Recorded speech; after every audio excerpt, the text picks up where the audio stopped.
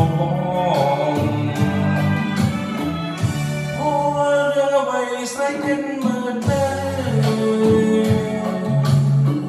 រឿងមួយជាពើស្រីភ្លេចទៅហើយ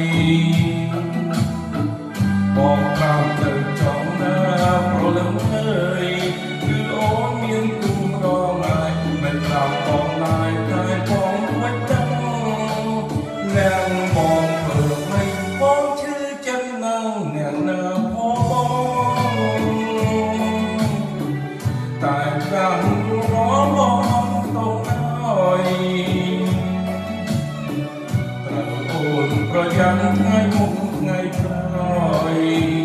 បងមិនបណ្ដោយឲ្យអូនខកតាមចិនទេ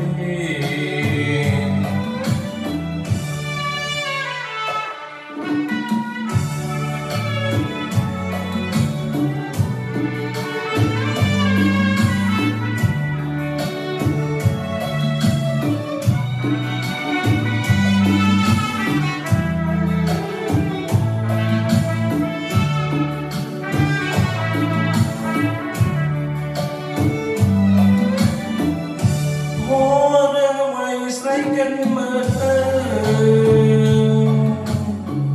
រឿងមួយទៀតទៅស្រីភ្លេចទៅហើយ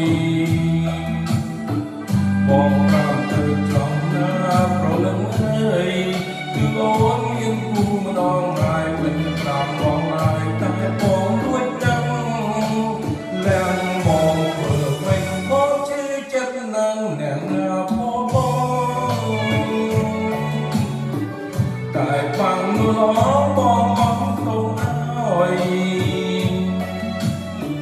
ត្រូវអូននឹងប្រយ័ត្នថ្ងៃមុខ